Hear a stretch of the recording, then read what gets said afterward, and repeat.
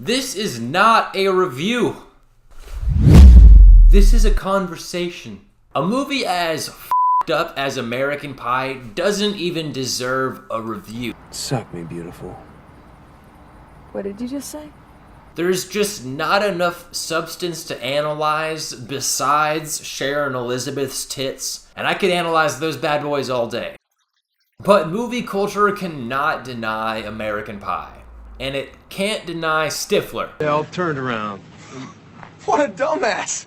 The lake's right there! Or Stifler's mom. Call me Stifler's mom. To understand why American Pie is so important, you have to understand sex comedies. Sex comedies technically started in the 17th century during the Restoration period, but Hollywood, where men actually play men, with the exception of John Travolta,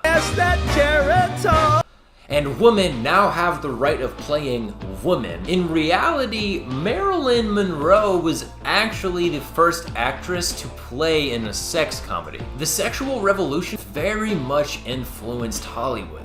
Hi, are you Courtney from Tinder? They realized that the world was finally ready to see boobs on the big screen. In 1987, National Lampoon finally released Animal House, which, if you haven't seen it, is about a bunch of filthy party animals. Blowjob! Blowjob! Blowjob! And it was a massive success. It was followed by a bunch of other sex comedies such as Revenge of the Nerds, Bachelor Party, or Fast Times at Ridgemont High.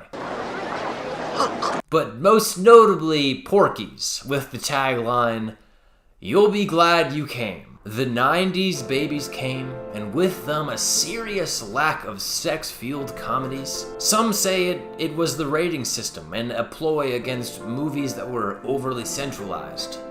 Some say aliens. Alien base, and they are literally communicating, and they've got like astronaut level people taking super hardcore levels of drugs and going into meetings with these things and making intergalactic deals. But then that Bill Clinton got some head in the Oval Office. You know what I'm saying? And American Pie, and the rebirth of sex comedies. A movie about 5 horny high schoolers who make a pact before they graduate that they'll do the devil's dance. Or boink. Or bisect the triangle. Bend her over a barrel and show her the 50 states. These hilarious horn dogs spawned 3 more direct sequels and a shitload of spin-offs. Not to mention that they influenced just about every sex comedy that would come out in the next 2 decades. McLovin! What the fuck? Officer Slater, is that you? For those of you who don't know me, I grew up in the home of some virtuous evangelical Christians.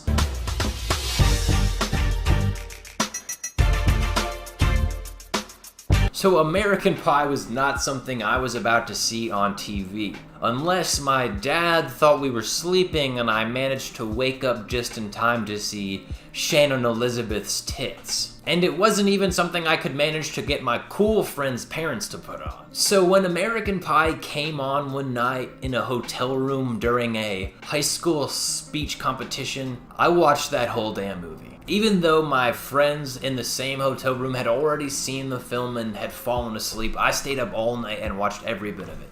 And even though it was the TV version and I still didn't get to see Shannon Elizabeth's tits, I loved it.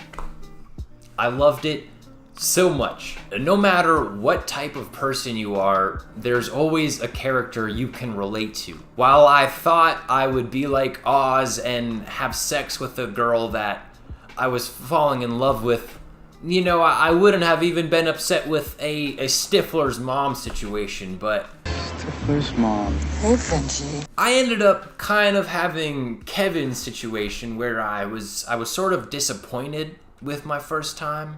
If you're gonna learn anything from American Pie, it's that it gets better. I'm ashamed to say that I didn't watch the sequels till recently, which is why all this is fresh on my mind, but on my journey to watch all the greatest movies American Pie had a little bit of time to wait. You know, I love the movies and they're absolutely hilarious, and just about every high schooler ever should watch these movies. But again, they're not the greatest movies of all time.